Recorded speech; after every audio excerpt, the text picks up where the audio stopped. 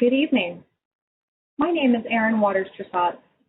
Thank you for joining our live call-in telephone town hall for the PennDOT Pathways Draft Planning and Environmental Linkages, or PEL, study. For accessibility and safety, PennDOT has established this call-in public telephone town hall to complement our online public meeting. You can find that online meeting at penndot.gov/funding. Tonight, we will take as many comments and questions from participants as we possibly can on this live event. You can enter the queue to ask your question until 6:45. At 6:45, we will close the queue and take comments from the remaining callers in the queue until 7 o'clock. If we do not get to your question by 7, we will provide information on other ways to leave a comment for the project team. If you have a question or comment, you can press 0 on your phone keypad at any time, and you will be placed in line to speak. Our screeners will take down your name and the comment or question. The next time you hear your name, you will be live on the call and able to speak with project team members. Please limit your comment to less than 1 minute so that we can hear from as many participants as possible within the allotted time for this event. If you have additional follow-up questions, please press 0 to get back in line to speak. We ask that you be mindful of the listeners on the town hall event and do not use inappropriate language or profanity when asking your question. Those who use inappropriate language may be muted. The comments from this telephone town hall will be recorded and transcribed for the project team. The telephone town hall event tonight is for the PennDOT Pathways Draft PEL study, which looks at multiple potential funding options. While bridge tolling is a part of the PEL study, the PennDOT team on the phone tonight is not intimately familiar with each of the major Bridge P3 initiative bridges. If your question about one of the bridges isn't answered tonight, you can still submit feedback at any time or participate in the official comment period for each bridge. We will now begin the telephone town hall with a brief overview of the PEL study from PennDOT Secretary Yasmin Gramian and Ken McLean, PennDOT's Alternative Funding Program Director. Thank you, Erin, and good evening, everyone. I'm Yasmin Gramian, the Secretary at the Pennsylvania Department of Transportation. We are here to discuss the Planning and Environmental Linkages Study, or PEL. The PEL study is an important step to developing an approach to filling PennDOT's growing funding gap between what we have and what we need to provide quality transportation for Pennsylvania. PennDOT is responsible for supporting every mode of transportation in the state, from roads and bridges to ports and bicycle lanes. But one of our major immediate needs is funding for our highway and bridge program. Our largest source of revenue comes from state and federal gas taxes, which make up a combined 74% of highway and bridge funds. We are dependent on gas tax. However, as passenger vehicles become more fuel efficient and all electric vehicle technology continues to evolve, we are seeing reduced revenues at the gas pump. Today, we have investment needs that exceed our current funding, and our deficit gets worse every year. Our current annual highway and bridge funding gap is $8.1 billion, and over the next 10 years, this highway and bridge funding gap is projected to grow to $12.6 billion if we do not identify alternative funding mechanisms.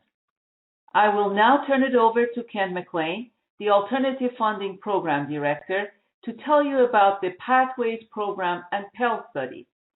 These aim to identify near-term and longer-term alternative funding solutions for the Commonwealth. Thank you very much, Madam Secretary. My name is Ken McLean. I serve as PennDOT's Program Director for the Office of Alternative Funding. The PennDOT Pathways program is aimed at identifying and advancing near and long-term funding solutions. The program is anchored by its Planning and Environmental Linkages Study, also known as a PEL, in which we've investigated and have been analyzing potential funding solutions. The PEL study will serve as a living document to guide funding solutions that we implement into the future. An early finding of the PEL was that bridge tolling could be a feasible near-term solution. As a result, the Major Bridge Public-Private Partnership Initiative was launched in parallel with the PEL study. And in February of this year, 2021, we announced 9 candidate bridge projects geographically dispersed across the Commonwealth. Today, we're sharing the findings of the PEL study, which outlines current and future transportation needs, identifies potential alternative funding solutions and timeframes, establishes a methodology for evaluating impacts on low-income and minority populations, and provides an overall framework for considering mitigation strategies. Of the many alternative funding strategies studied in the PEL, we identified a few that we believe could be advanced in the near future and several others that will take longer to implement and require further analyses. Those near-term options are those that are authorized under existing federal legislation. Some of the options might work better in certain scenarios and locations than others. As we studied these funding options, we considered how different strategies could work together as both near and medium to long-term solutions. In addition to bridge tolling, we've identified managed lanes as a potential near-term funding solution. There are also options that may be feasible mid to long-term funding solutions like congestion pricing, corridor tolling, mileage-based user fees, and fee/tax increases. Note that any potential solution that includes tolling must be approved by the state's Public-Private Partnership or the P3 board. I will briefly go over the 6 alternative funding options identified in the Planning and Environmental Linkages Study. The first one is bridge tolling. As previously mentioned, the funding solution that stood out with potential for early implementation is bridge tolling. This solution would involve tolling major bridge replacement or extensive rehabilitation projects as a means of funding these very expensive projects. By major bridges, we mean structures that are costly to replace and or have the potential for substantial disruption to traffic patterns due to potential closures or restrictions if load posted. Tolls collected would be used for funding replacement and maintenance of the bridge. The second solution that is covered in the PEL is what's called a managed lanes option. It has been identified as a potential near-term solution with a 2 to 4 year implementation time frame. Managed lanes basically are lanes added to a highway where traffic is regulated by charging a toll to use new lanes or by encouraging carpooling. High occupancy vehicles, also known as HOVs, typically can use the new lanes free of charge. This option offers a choice to drivers. They can pay a fee to use the managed lanes, carpool, and the use of the new lanes for free, or use the regular free lanes that were in existence before the roadway widening. A potential solution that could be feasible in the medium term is congestion pricing. Congestion pricing is a form of tolling where all users driving in a specific zone or corridor are charged variable fees based on how many cars are on the roadway. Higher fees would be charged during more congested time periods. Tolls would be on existing lanes without adding new ones. Drivers are encouraged to carpool, alter the time of their travel, utilize transit, or use other routes when traffic gets too heavy. A longer-term solution that we've studied is corridor tolling. This involves tolling interstates and expressways based on the distance traveled along that road. All lanes in the corridor are tolled to pay for the reconstruction or rehabilitation of the entire roadway network. The existing Pennsylvania Turnpike is an example of corridor tolling. Mileage-based user fees, also referred to as an MBUF, MBUF, is another long-term solution that we've identified. This funding strategy has also been referred to as a road user charge, or RUC for an abbreviation, or a RUC, or vehicle miles traveled, or a VMT. Those three terms, MBUF, RUC, and VMT, are all synonymous with one another. They are a little different from tolls in that they are usually tied to odometer readings or other distance-based technologies to determine the numbers of miles you drive. Drivers are charged a small fee for each mile they drive during a set time frame.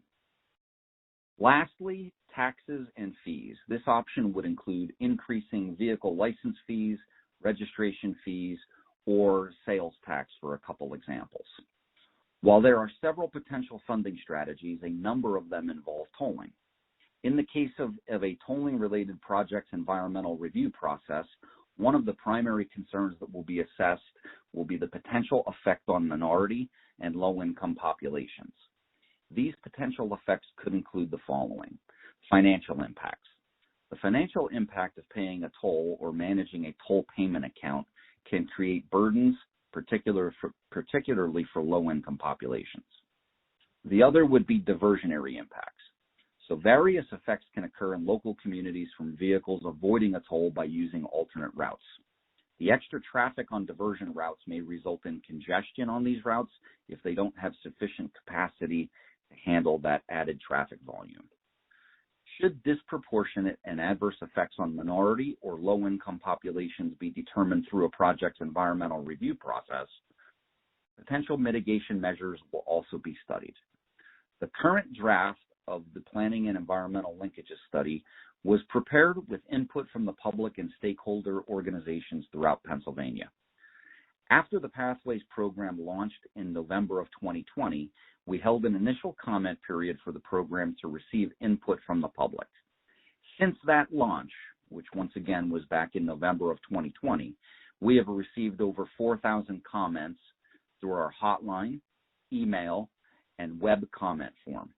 We are collecting additional public comments on the PEL study through June 1st of 2021.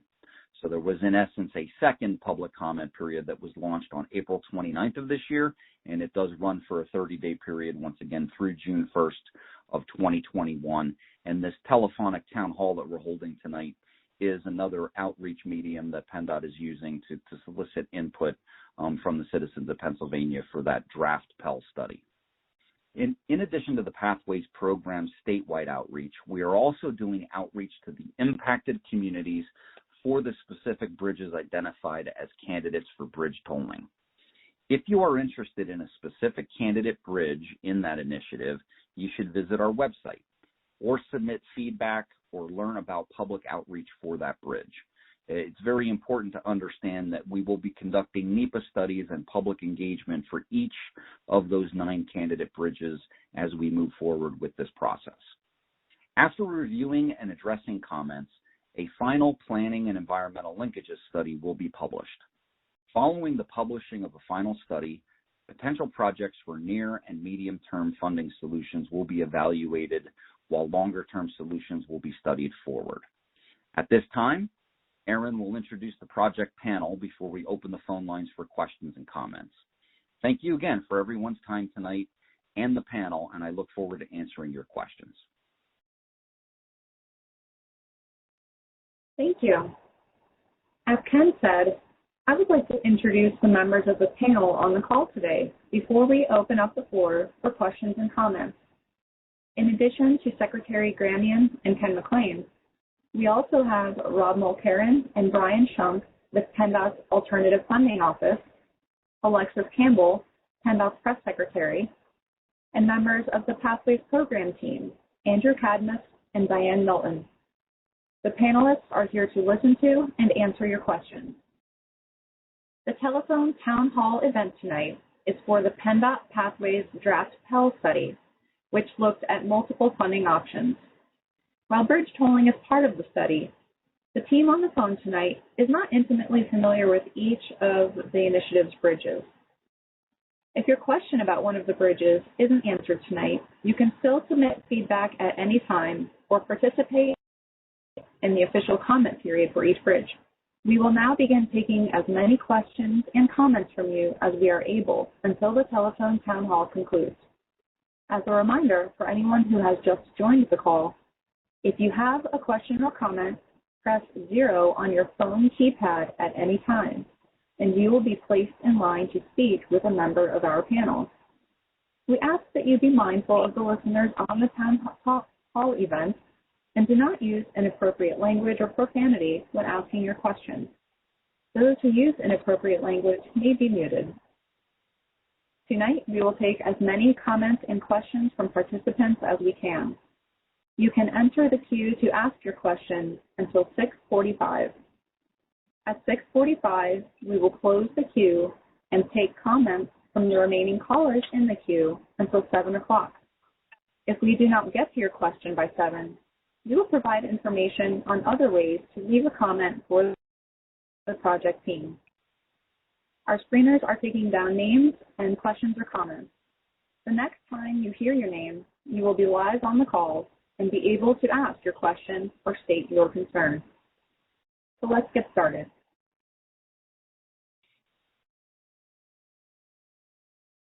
Hi, Wayne Rischel. Please state your name for the record and begin your comment. Yes, hello. How you doing? Great, thanks for joining. Anyways, I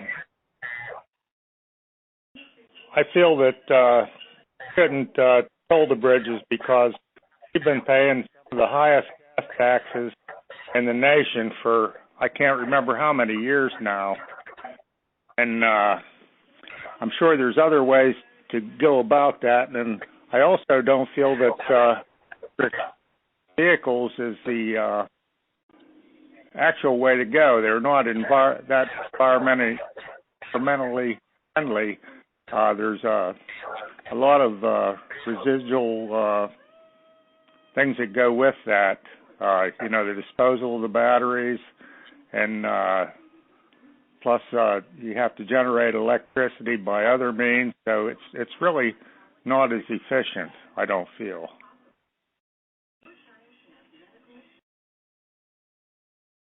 Thank you for your comment, Wayne.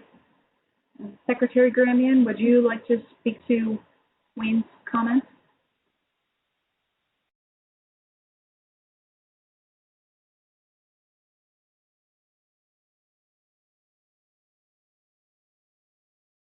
Or Ken?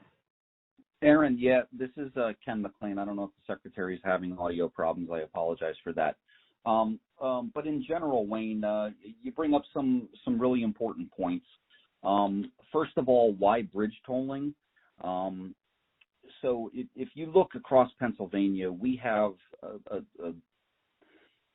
over 40,000 miles of road and 25,400 bridges that are just on the state-owned network. You might be surprised to hear that is about the equivalent size of a state-owned network compared to New Jersey, New York, and all of the New England states combined.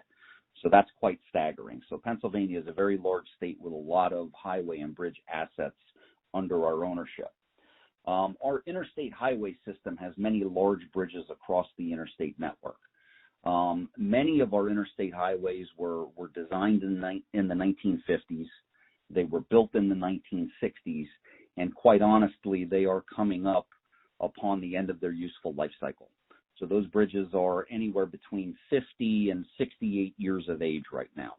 And, it doesn't matter how well you maintain those structures. When they get to that age, they start to deteriorate a lot faster than obviously a new bridge. So these bridges are of quite, significant sizes. These different 9 bridges across the state, I can use just one of them in the Harrisburg area as the South Bridge carrying I-83 over the Susquehanna River. It is a very, very large bridge. It's over 5,000 feet long. It carries roughly 125,000 vehicles a day. The cost to replace that one bridge is around $600 million. And that would eat up all of our funding on our Interstate Transportation Improvement Program for an entire year. So we have many, many needs across our interstate systems. A lot of them are in a state of needing some sort of repair and aged. So, we need to start looking at outside the box ways to try to fund the replacement of some of these major infrastructure assets that we have in Pennsylvania. In addition, I'll use that South Bridge example to talk about maintenance. So, as these bridges get older, you tend to throw a lot of money at them to maintain them. It's just like a bad roof on your house, right? To a certain point, it doesn't matter how well you maintain your roof, it will come to a point in time where it does have to be replaced. Just in the year 2016 alone, we spent $1.6 million doing emergency maintenance repairs to the South Bridge. We are anticipating spending around another $1 million just this summer based on a recent bridge inspection and some recent deterioration that was observed on that bridge. So if you look at it, that's $2.6 million that's spent on maintenance of that bridge. It's aging. It's a large bridge. It does cost a significant amount of money. If we were to use it if we were to fund that bridge replacement under our existing budgets, it would pretty much wipe out all of our interstate funds for 1 year. So we're looking at alternative ways to generate revenue to fund these bridges. Tolling dollars, there are a couple other questions that I see in the queue. Basically, we would do this through a public-private partnership.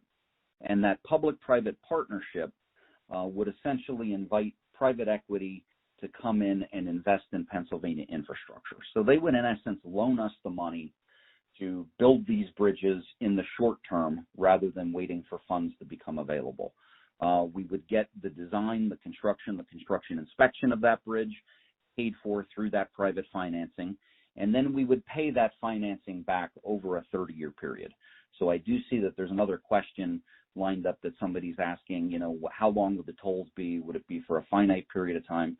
We're looking between 30 and 35 years at each one of these bridges. And that would essentially serve as, I'm going to use a synonymous term, like a mortgage, where you're borrowing that money now to replace that transportation infrastructure asset, and then you're paying those monies back over a 30-year time period. So that's essentially how that works.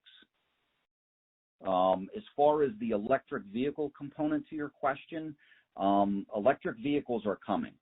It certainly is not PennDOT's idea to migrate to electric vehicles. The electric vehicle market has spent $225 billion in advancing the technology for battery improvements, quicker charging, and just the manufacturing component of those electric vehicles. So it's coming.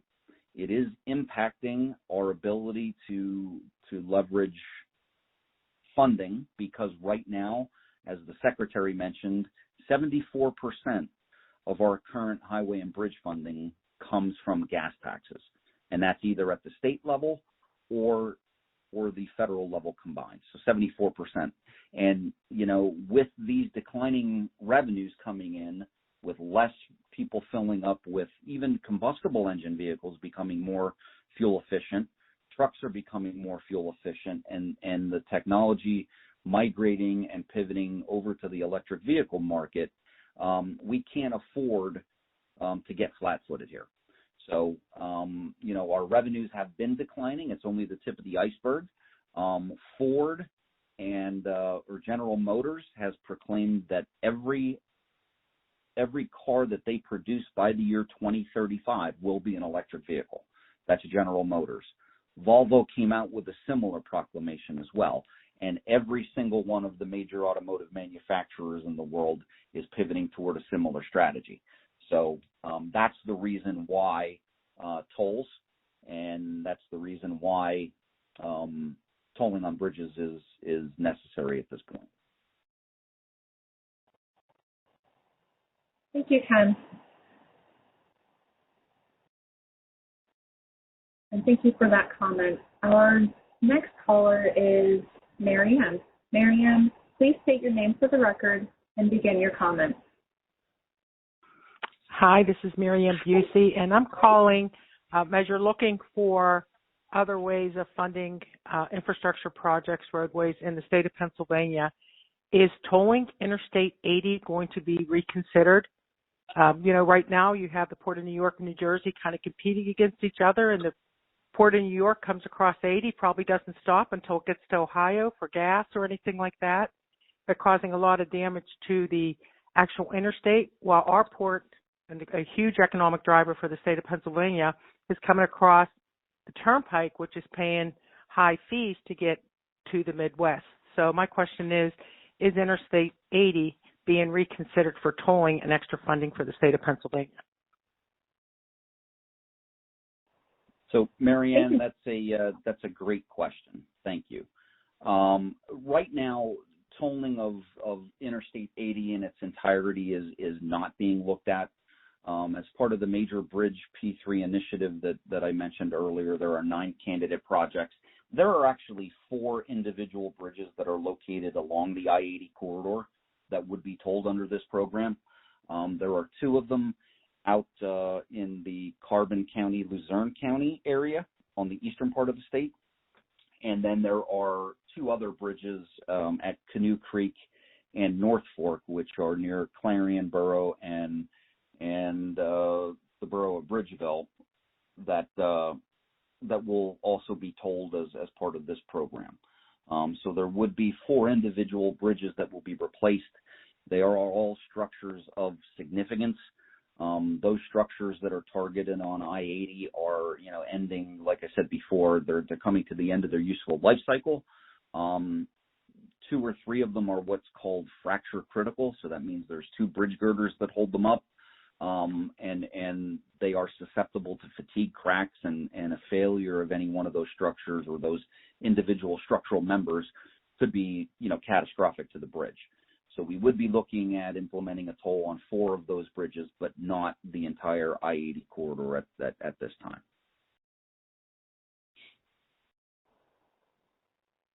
Thank you, Ken and Marianne.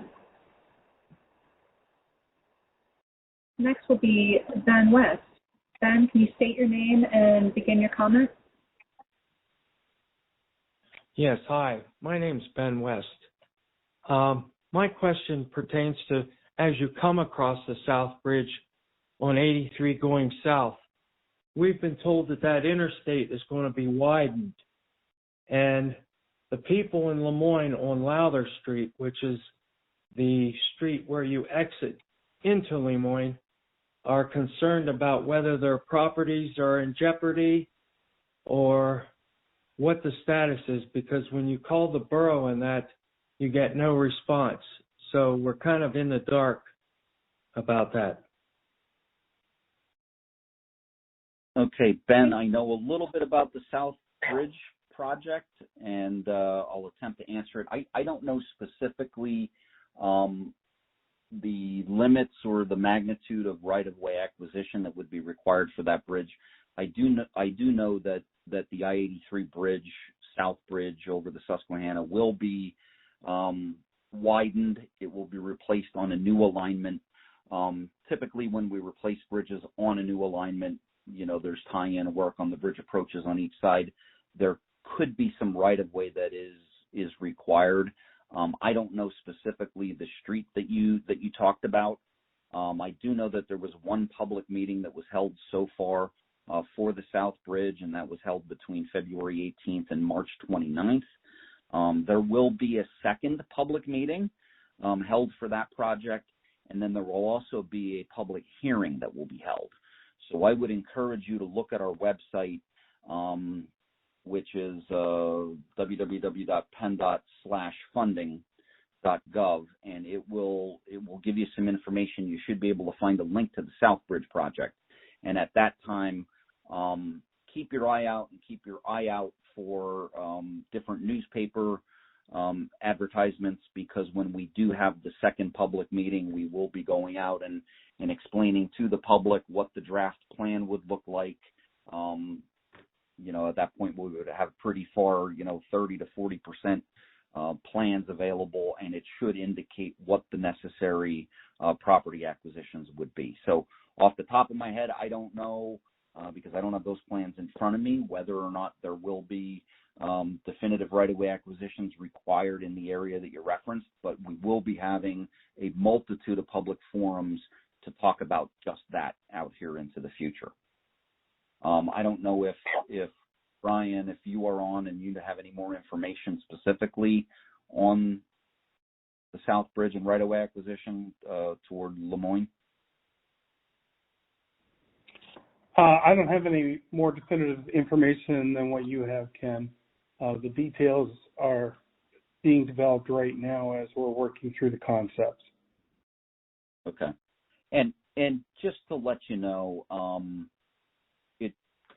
we are just starting these engineering designs, so it's very important to understand that there is a lot of technical studies and public outreach, and that will be conducted moving forward. So just to let you know, it's not like it's been done already or decided.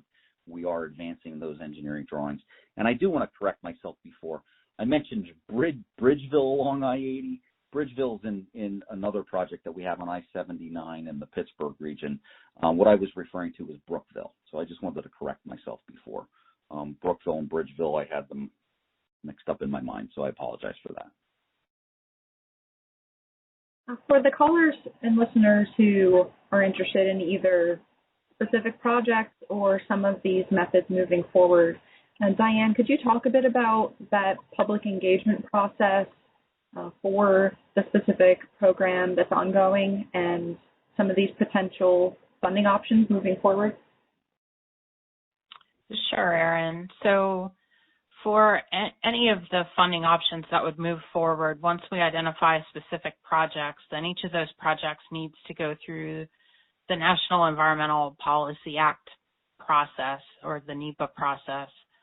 So NEPA requires us to look at different alternatives for the project, as well as evaluate the effects of the project on the natural and human environment. So we would be looking at property displacements, as well as wetland impacts and cultural resources, and a whole myriad of other things to comply with a whole bunch of different environmental laws. And part of that also involves engaging both the resource agencies that may have to provide permits, as well as the public and other stakeholders that are affected by the projects. So as Ken mentioned, for each of the 9 candidate bridge tolling projects, there will be that environmental outreach process for each one of those bridge projects. So you can find the links to those projects on the website right now, and then as we move forward with the projects and the analysis, we'll be holding a public meeting for each of those projects. And for Southbridge, as Ken mentioned, there'll be a public meeting, and then there will be an environmental assessment for that project. So that environmental assessment document will be circulated for public review and comment, and we'll hold an official public hearing for that particular project. Thanks, Diane. We'll go to our next question. Tom Yashinsky, could you state your name for the record and offer your comment? Hi, Tom Yashinsky.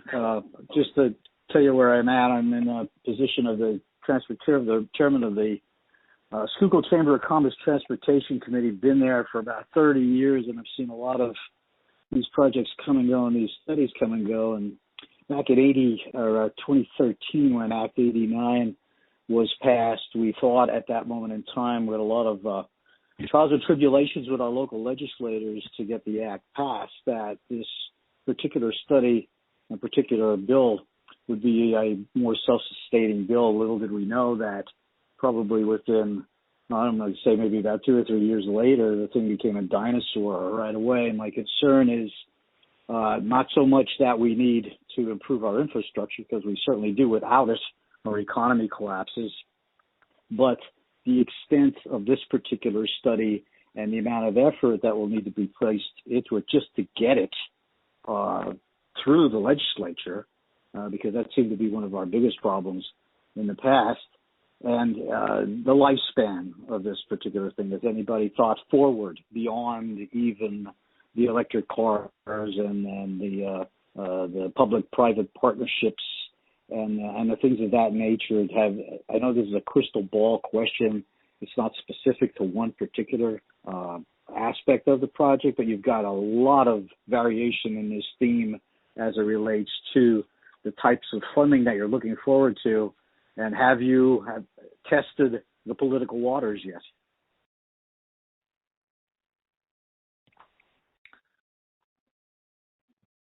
Erin, I can take that question. Thank you for that question. First of all, I want to address the first comment you made about Act 89 of 2013. It was much needed, but it did not meet the need that was identified at the time, even by the Transportation Funding Advisory Commission back in 2011. And Act 89 anticipated some action to come through from the federal level, which hasn't happened. Hopefully it will happen this year with the multiple conversations that happening at the national level with the American Jobs proposal by the president, as well as the Highway Transportation Trust Fund that is being discussed right now. And there is a bipartisan agreement on the trust fund and how they wanted to proceed with the Surface Transportation Act. So there are a number of issues that we have faced, as Ken mentioned. There is revenue losses from the increased fuel efficiency. There is inflation. There is growing impacts of climate change. There is fiscal management of our large program, which means that our current funding sources are not sufficient. And what has happened with COVID-19, it really has underscored all the problems that we've been faced over the past several years since the passage of Act 89. And as Ken mentioned, there's currently an annual unmet funding need of $8.1 billion for our entire highway and bridge program. Okay, and just to keep up with the interstate and the national highway system, we need about $1.9 billion. There is another $4.1 billion in unmet annual needs in the maintenance and operations, and this is non-national highway system. There are needs for our facilities. There are needs in every part and every asset that PennDOT is responsible for.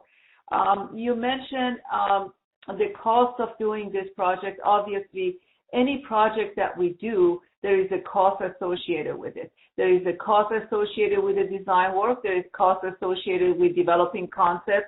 There is cost associated with getting it through the environmental process and talking to the public and getting public feedback, analyzing the information that we receive, and further developing the program.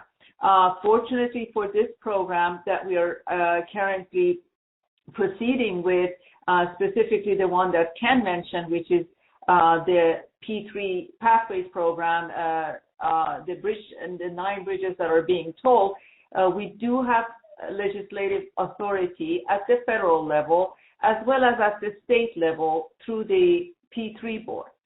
So that's not an issue, although there are some concerns about this program from the legislative side, but we do have the authorities to move forward with it. And that's why we're having these conversations, to make sure this is part of the process, to make sure that we move from the planning part to the environmental part as we are collecting comments and getting feedback on the program that we are looking into. So it's a new program, obviously. It will be faced with some challenges.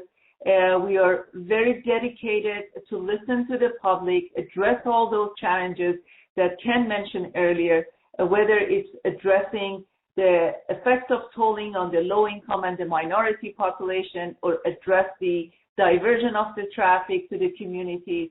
We are ready to address all those, and that's why we're having these comments and these conversations, actually. Ken, do you want to add anything to what I just mentioned? No, Secretary, I think you hit the nail on the head. Just the fact that it's going, with such a large funding gap that we have for highways and bridges, it's going to take us a multi-pronged approach. The PEL addresses alternative funding issues and outside-the-box thinking for the replacement of major transportation assets in Pennsylvania. We're also going to need something coming out of the federal side, out of Congress, a new highway trust fund and potentially the jobs bill. And then, that's a good start. And then the governor put together the Transportation Revenue Options Commission at the state level to potentially look at another Act 89 type strategy with various other types of fees to help supplant the gas tax. So when you start adding those three different strategies up, it's going to do a pretty good part in trying to close that gap.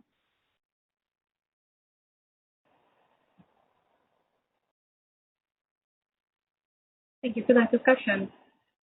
Our next comment will come from Kathy Wagner. Kathy, can you state your name and your comment? Hi, this is Kathy Wagner. My question is, you brought up the point that for the South Bridge project, you're going to have a second public meeting and more discussion. Does anyone know the date of that meeting? That's the first part of my question. Second is, I'm picking up on all the conversation that's happened this evening that it sounds like this is going to be a long time getting this done. It doesn't sound like you're going to be replacing a bridge or doing this infrastructure in the next, I'm going to throw it out, in the next year or two. This sounds like it's very long term. Another part of the question is, I know that President Biden is working on an infrastructure package to get through Congress. Would Pennsylvania be receiving some of that federal money, and would that be helping with the projects we're discussing, or don't we know? Thank you for your question. Yes, so I can answer the question about, I'm sorry, Eric. I can answer the question about the portion about President Biden's jobs plan. He did propose a proposal, and it's being reviewed and it's being debated. And we don't know what the final proposal will be, what the final bill will be, and how much of it will come to Pennsylvania. But we're certain that a good portion of the transportation funding that he proposed, which is about 115 billion for transportation, obviously we get our fair share of that if it goes through and if it gets approved by the Congress. So as far as that jobs plan, we don't know how much it will come to Pennsylvania. But again, going back to what Ken said earlier and the needs that we have versus the available funding, and the gap between the needs and the available funding being 8.1 billion. Truth be told, we can use all available funds to address this gap that we have. We can use the federal funds that we typically receive on an annual basis on the Surface Transportation Act, which I'm pleasantly surprised to hear that it's going up. We can definitely use the additional jobs plan revenue that the president is proposing, and we can also implement this program that we are focused on, these various programs that we are focused on under the pathway and identified in the PEL report. And all these programs combined, obviously, it's still not going to address the 8.1 billion, but it will address a big chunk of the needs that we have.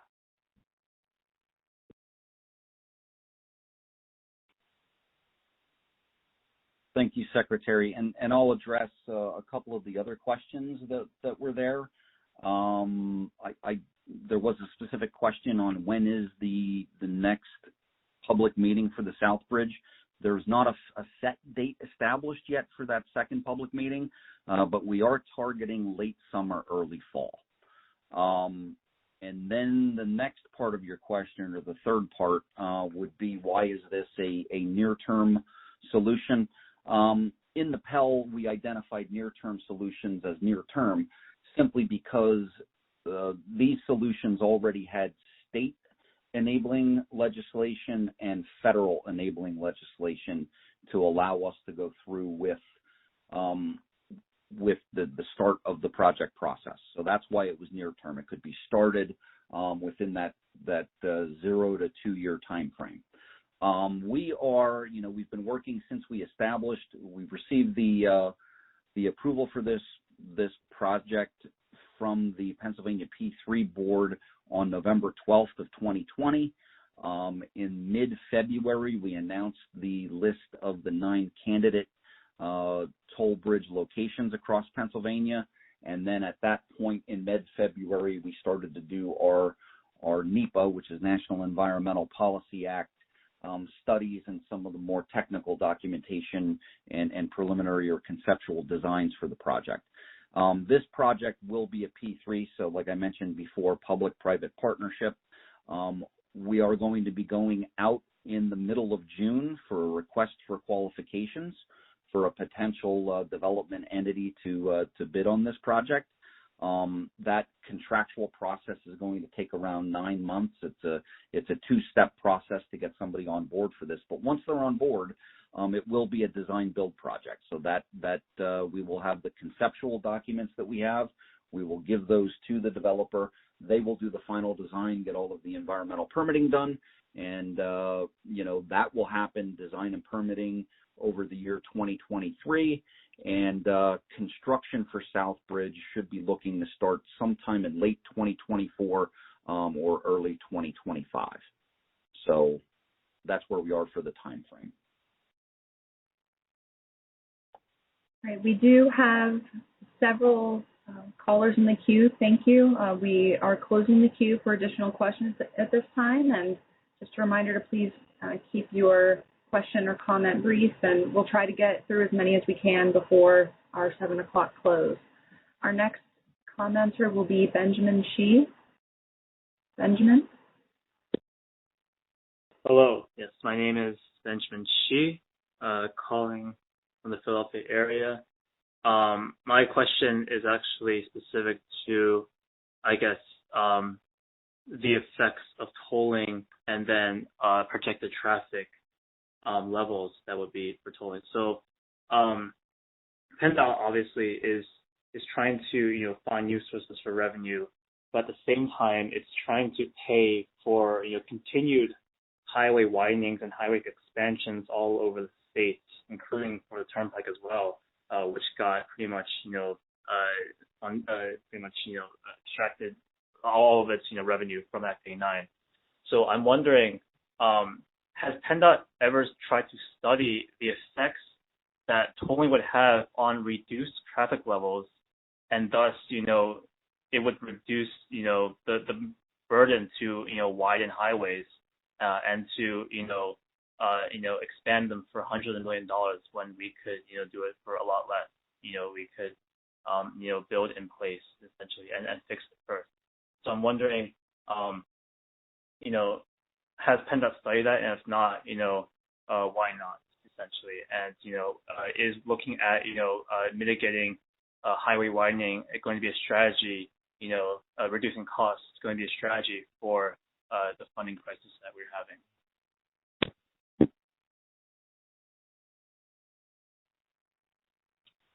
So Benjamin, that's a really good question. So if you look at our website and the published document that's called the Planning and Environmental Linkages document, you will see one of the options that we will be pursuing is a concept called congestion pricing. And congestion pricing is basically taking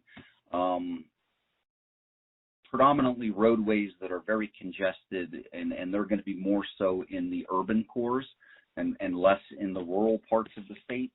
And essentially what you would be doing is, placing a toll on that roadway to augment driver behavior. So the whole purpose there would be to encourage people, obviously that toll would vary by the time of the day. So in your morning rush hours, your afternoon rush hours, when traffic is the heaviest, the tolls would be the highest. And basically what that concept would do would be encouraging people to use alternate routes, to change their driving patterns to non-peak times of the day. So that could encourage, work shift staggering by potential employers in the area where these tolls are levied. It would also encourage people to car or van pool. So that tolling money could be spent making additional park and rides and encouraging carring and van pooling. In these urban cores, you obviously have robust transit systems. Some of those tow dollars could be spent to, increase transit services and try to encourage people to not use the highway and use alternate modes of transportation instead, such as transit. That concept is going to be a challenge because there's only one or two of these types of scenarios in the country right now, and it's different than most tolling. Most tolling, you're paying a fee to use a particular asset. The concept here is to try to get buy-in from commuters, that the tolls would essentially be altering their behavior to use other networks, travel during other times of the day. So I think that may be along the lines of what you're suggesting here, so that we wouldn't have to do extensive brick and mortar type widening and roadway, reconstruction and widening projects, so that you're trying to put a toll on to influence driver behavior. But like I said, those concepts could only be used feasibly in areas that have very high levels of recurrent congestion, and particularly for congestion pricing, that would be more so in the urban areas of the state. But that's a really good question. I would encourage you to look at the PEL and read a little bit more about the congestion pricing concept, because I think that's exactly what you're getting at with that comment. So thank you.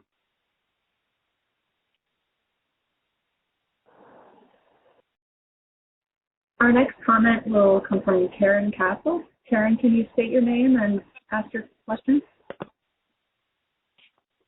Hi, yes, thanks, Karen Castle. Excuse me. My question is, our gas taxes are supposed to go toward funding these bridges and roads, and to find out that a lot of the money is going to fund the state police. And I'm wondering, why are we doing that? And why can't that money be allocated back to the roads and highways, since we're in such a pinch with that? And I don't know if you thought of this, but I am totally against mileage tax. I think what you're going to have is people aren't going to go anywhere. Have you thought about that at all? Yeah, so Karen, that's a really good question as well. That's been an active dialogue for at least the last 2 or 3 years here in Pennsylvania, is, the amount of money coming out of the motor license fund that's going toward other agencies. The Pennsylvania State Police, it's not an indictment on them as a sister agency. We totally support the role of the Pennsylvania State Police. We just feel that they should be paid from the general fund, or from some sort of other fees generated through legislation, and not coming directly from the motor license fund. To your point, 11.1 cents per gallon is directed to the Pennsylvania State Police. In total, 22.1 cents per gallon, or 38% of the state gas tax portion, goes to other agencies. So there are a couple other agencies in addition to the Pennsylvania State Police that do get some sort of percentage of the motor license fund.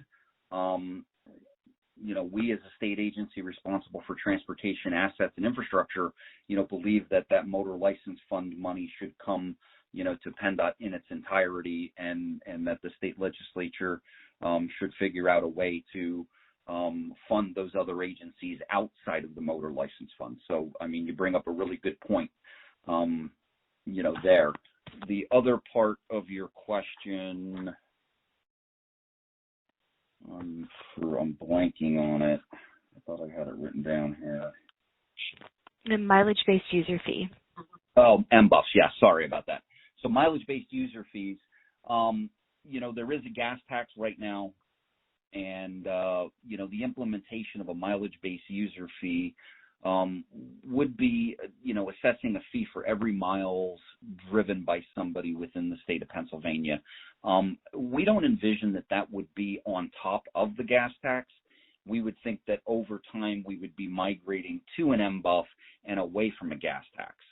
So, we just have to be very astute in the way that we calculate that per mileage based travel, because the electric vehicles will continue to gain in popularity, and more people will be converting from combustible engines.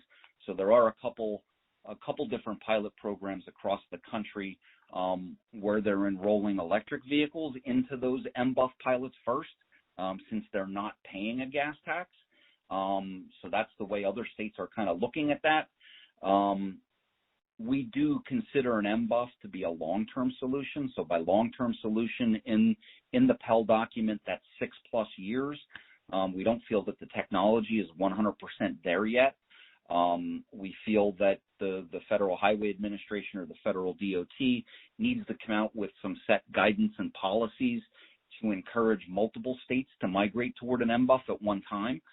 It's very, very difficult for one state to migrate away from a gas tax and into an MBUF by themselves, because certain residents in Pennsylvania do drive out of state, and then how do you capture the mileage that's traveled out of state? There are other drivers from other states that drive into Pennsylvania. How would we tax them if they're not registered vehicles in Pennsylvania? So there would have to be some sort of reciprocity agreement worked out between adjacent states. So it's something that we're paying very, very close attention to. We're looking at the pilot programs that are in Oregon and Utah right now. We're looking to see what kind of lessons learned that they use. We've generated kind of a policy paper on our stance on MBUF. We have a study that's going on about MBUFs right now that's being conducted in conjunction with a couple other states. We're now we just wrapped up the third phase of that study. So it's something that looks very, very promising, and MBUF, can generate the levels of revenue needed to supplant the gas tax over time. The gas tax is such a powerful revenue generator that if it went away tomorrow, our entire program would crumble. The MBUF is the only type of similar program that could generate revenues to the same degree as the gas tax. So, but we do feel that, it won't be both. It would migrate over time, and then it would eventually take the place of a gas tax. So hopefully that answers your question. You also did make a comment that I just want to comment about, that you mentioned that, we should be tolling out-of-state drivers. Well, with the implementation of tolls on these 9 candidate bridges, we would exactly be doing that. So out-of-state drivers that would utilize these bridges would be paying a fee to cross and utilize that bridge, which they currently don't do at all today. The way we're currently funded in the Motor License Fund is, obviously the gas tax. We have driver's license 4-year fees and annual car registration fees. If it's an out-of-state driver, the only way we capture any revenue from them is if they fill up their gas tank in Pennsylvania. They are not licensed drivers in Pennsylvania, so we don't collect the driver's license fee on them, and they are not registering their car here, so they don't pay a registration fee. So if you have a commuter that travels from Ohio into Pennsylvania every day and leaves and never fills up their gas tank, they don't pay anything toward Pennsylvania infrastructure, where with the implementation of a user fee or toll on a particular road or bridge, they would in essence then begin to pay that fee, as well as electric vehicles paying that fee for the usage of that bridge as well. We're going to work in one more question here for the evening. I did want to note that, this PEL study and the many challenging topics here are being discussed by the Governor's Transportation Revenue Options Commission, established in March. So this is actively being reviewed by at least 40+ legislative and other stakeholders also, in addition to this PEL effort. So our final question for the evening will come from James Burns. James, can you ask your question? Yeah, I'm just wondering, as a Bridgeville resident, you said you had plans of handling the diversion of traffic. What are your plans of handling it through Bridgeville, which is already overwhelmed with traffic? Yeah, so James, that's a great question. So first of all, you are referencing, and this is the Bridgeville that I misquoted earlier, so I apologize for that. But Bridgeville I-79, there are 2 bridges that are going to be replaced as part of this project. Just want to talk a little bit about the scope of that project so that you fully understand what's going to be happening. So there will be user fees established on those two bridges that will be tolled, obviously, for their reconstruction. We're also going to be reconstructing an additional 5.5 miles of roadway in conjunction with that project. We will also be adding a lane on I-79 in each direction, which doesn't exist today. So that project in particular was very high on the list of projects that the planning partner out in the western part of the state, wanted to see. It was their number one priority. We could not afford to do that project under our normal funding prescription. So, with the implementation of user fees on those bridges, we're going to be able to implement that project, create additional capacity on the main line of that road. We're going to be also replacing 14 total structures. Some of them smaller structures, none of them as big as the two that will be tolled, but there will be 12 additional structures that will be reconstructed and paid for as part of that capital expenditure. So, without it, we would have to wait, 5 to 10 years for funding to be available. And if we funded that project, it would just be those two bridges. But with the toll usage, we can afford to be able to reconstruct and add that capacity for that extra 5.5 mile and 12 bridges. As part of our process moving forward, toll diversions will be identified. We're going through those studies right now. We're looking at finite traffic modeling. We're looking at safety. We're looking at capacity. We do have models that are projecting exactly how much traffic will divert from paying the toll onto local roadways. Once we identify the likelihood of those toll diversions, we'll quantify what are those diversionary routes. Then we're going to be looking at what the impacts are on those routes. Does the existing roadway network have enough capacity to handle that additional traffic? If it does not, we will program as part of this project additional improvements. They could be adding a turn lane. They could be adding a signalized intersection. It could be some kind of pedestrian improvement if there's some kind of, projected increase in, decrease in pedestrian safety. So we're going through those studies right now. It's going to take us a couple more weeks to get through those studies. We will be having a public meeting, which we will be putting all of the results of those studies out. We'll be talking about it in the public sphere, soliciting comments, working with the local municipalities. And then as part of this project, any toll diversion mitigation improvements that would be required would be part of this contract going out. And then into the future, if for some reason our traffic modeling didn't adequately project what the impacts would be to those secondary roads, we could use toll revenues into the future over that 30-year period to continue to do improvements over time. And those would obviously be for the improvements that we don't foresee on day one. But as part of our public and environmental studies, we have to model them and mitigate those impacts to those adjacent roadways. So hopefully that answers the question. Thanks, Ken. I don't know if anybody else from the team. Yeah, go ahead, Diane.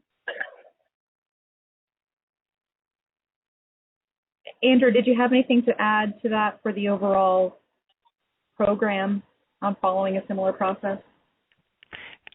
Just one thing.